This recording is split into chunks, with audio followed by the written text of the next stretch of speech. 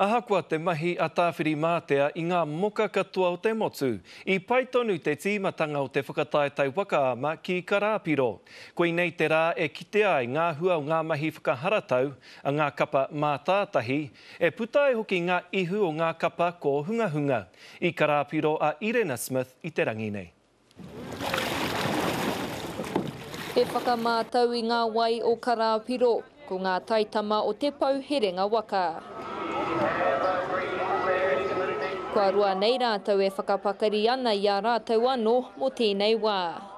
Ko te tauwhāinga tuatahi he ko 1,000 mita te tawhiti, kia tere puta te ihu I te timatanga.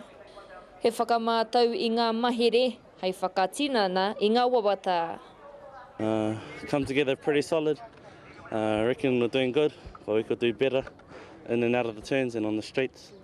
Nā ngā ara hoe hau kua hāngai ake ngā mahi. Oh, they're pretty good, better than last year, because they're more straighter and you can actually see where you're going. Koe nei te kapa kōhine o Hauraki e rua wiki ki muri. Ko tō rātou whakapau wera pia te take e putai, e kore ai rānei o rātou ihu e puta ki roto I ngā whiringa toa. But at the beginning we couldn't even do like 300 metres, and after all the running and training it really helped, and yeah, we did really well. I nā hoki te wairua whakataetai, kei wainga I ngā rohe katoa. Definitely everyone's out there to win, and Hauraki's here to win too. Aha kua ngā tohu huarere o te wā, kua hikina te ua, ka hore te hau e ka hapu puhi ana. Nō reira he ahua pai kia rere tika e te hoe a ngā kōhunga hunga nei.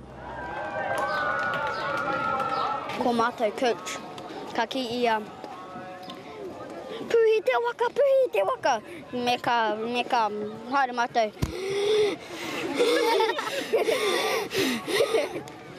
Engari katoa ne? Ai. Ko tahi hoki I te whainga. Ki te tiki I ngā gold medals. He toa taki tahi, taki tini hoki.